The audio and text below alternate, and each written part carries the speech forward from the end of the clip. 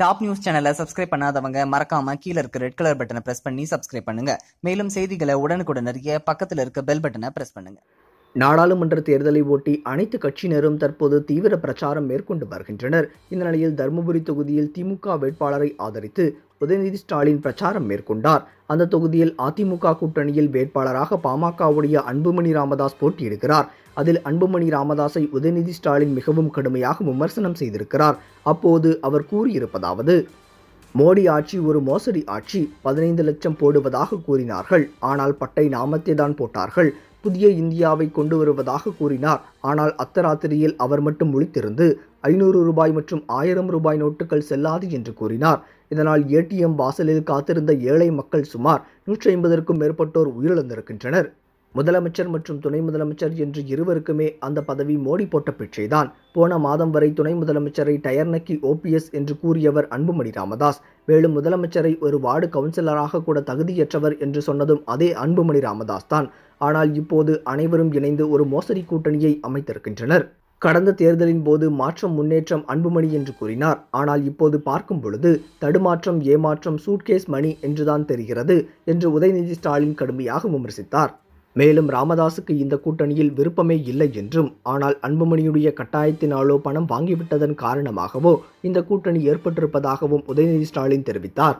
இது ஒரு பக்கம் இருக்க, மேற்கு வங்காளம், கர்நாடகா உள்ளிட்ட மாநிலங்களை தொடர்ந்து தற்போது தமிழக எதிர்க்கட்சியான திமுகவுடைய பொருளாளர் துரைமுருகனுடைய வீட்டில் வருமான வரித்துறை சோதனை மேற்கொண்டிருப்பது அரசியல் வட்டாரங்களில் கடுமையான விமர்சனங்களை ஏற்படுத்தியிருக்கிறது. திமுக பொருளாளரான துரைமுருகனுடைய வீட்டில் வருமான வரித்துறை அதிகாரிகள் அதிரடியாக சோதனை மேற்கொண்டனர். தேர்தல் நேரம் நெருங்கி வரும் இந்த நிலையில் தற்போது இந்த சோதனை மேற்கொள்ளப்பட்டிருப்பது அரசியல் கட்சி தலைவர்களிடையே கடும் கண்டனத்தை ஏற்படுத்தியிருக்கிறது. இந்த நிலையில் இது குறித்து மேற்கு வங்காள மாநிலத்துடைய ஆளும் கட்சி தலைவரான மம்தா பானர்ஜி இது குறித்து தன்னுடைய அறிக்கை ஒன்றை வெளியிட்டிருக்கிறார். அதில் அவர் கூறியிருப்பதாவது: மேற்கு வங்காளம், டெல்லி, உத்தரப்பிரதேசம், ஆந்திரா, பீகார், கர்நாடகா உள்ளிட்ட மாநிலங்களை தொடர்ந்து தற்போது தமிழகத்திலும் பாஜக அரசுக்கு எதிராக செயல்படும் எதிர்க்கட்சிகளை அச்சுறுத்தும் வகையில் தற்போது வருமான வரித்துறை சோதனை மேற்கொள்ளப்பட்டிருக்கிறது. இந்த வரிசையில் தற்போது தமிழக எதிர்க்கட்சியான திமுக பொருளாளர் துரைமுருகன் வீட்டிலும் வருமான வரித்துறை சோதனை மேற்கொள்ளப்பட்டிருக்கிறது. இதற்கு தங்களுடைய கடுமையான கண்டனங்களை தெரிவித்துக் கொள்கிறோம். தேர்தல் நெருங்கி வரும் இந்த நிலையில் தற்போது நடைபெற்றிருக்கும் இந்த வருமான வரித்துறை சோதனை தமிழக அரசியல் வட்டாரத்தில் மிகப்பெரிய பரபரப்பை ஏற்படுத்தியிருக்கிறது. இது ஒரு பக்கம் இருக்க, ஈரோட்டில் மதிமுக வேட்பாளரை ஆதரித்து அந்த கட்சியுடைய தலைவரான வைகோ தீவிர பிரச்சாரம் மேற்கொண்டார். அப்போது அவர் கூறியதாவது: மோடியுடைய ஆட்சியில் விஜய் மல்லையா, நீரவ் மோடி உள்ளிட்ட 25 பேர் 90,000 கோடி ரூபாயை மோசடி செய்துவிட்டு வெளிநாட்டிற்கு தப்பி ஓடிவிட்டனர்.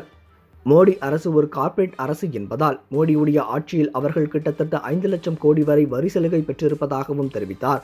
மேலும் ஹைட்ரோ கார்பன் திட்டம், மீத்தேன் எரிவாயு திட்டம் என பல கோடி ரூபாயில் கார்ப்பரேட் கம்பெனிகள் லாபம் பெற்று வருகின்றன. அதே சமயத்தில் ஸ்டெர்லைட் துப்பாக்கிச் சூட்டில் காவல்துறையை கூலிப்படையாக பயன்படுத்தி 13 பேரை சுட்டு தள்ளியிருக்கிறது இந்த தமிழக அரசு என்றும் குற்றம் சாட்டினார்.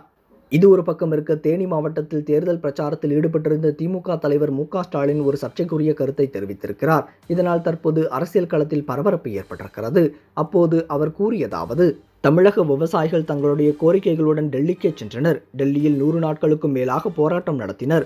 எங்களை அழைத்து பேசுங்கள் என்று தொடர்ந்து விவசாயிகள் பிரதமர் நரேந்திர மோடியிடம் கோரிக்கை விடுத்து வந்தனர். ஆனால் மோடியோ பெரும் பணக்காரர்கள், தொழிலதிபர்கள், நடிகர்களை அழைத்து பேசினார். கேவலம் நடிகைகளையும் அழைத்து பேசினார் என்று பிரச்சாரத்தின் போது தெரிவித்தது தற்போது பல்வேறு தரப்பினர்களிடையும் கடும் கண்டனத்தை ஏற்படுத்தியிருக்கிறது. இது தொடர்பாக நடிகை ராதிகா தன்னுடைய ட்விட்டர் பக்கத்தில், ஸ்டாலின் நடிகைகளை குறித்து உங்களுடைய கருத்து ஏற்றுக்கொள்ள முடியாது என்றும், உங்கள் குடும்பத்துடன் பல ஆண்டுகளாக நாங்கள் நல்ல உறவை தொடர்கிறோம். உங்கள் தந்தையை உயர்ந்த இடத்தில் வைத்திருக்கிறோம். உங்கள் குடும்பத்தையும் உங்களையும் தாழ்த்தி விடாதீர்கள் என்று கருத்து தெரிவித்திருக்கிறார். நடிகை ராதிகாவுடைய இந்த பதிவு தற்போது சமூக வலைதளங்களில் மிகவும் வைரலாக பரவி வருகிறது. சரி, இப்போ இது பற்றி உங்களுடைய கருத்துக்கள் என்ன அப்படின்னு சொல்லி மறக்காம கமெண்ட் செக்ஷன். இந்த தகவல் உங்களுக்கு பிடிச்சிருந்தா லைக் பண்ணுங்க, கமெண்ட் பண்ணுங்க. மறக்காம கீழே இருக்க ரெட் கலர் சப்ஸ்கிரைப் பட்டனை பிரஸ் பண்ணி டாப் நியூஸ் சேனலுக்கு சப்ஸ்கிரைப் பண்ணுங்க. நன்றி, வணக்கம்.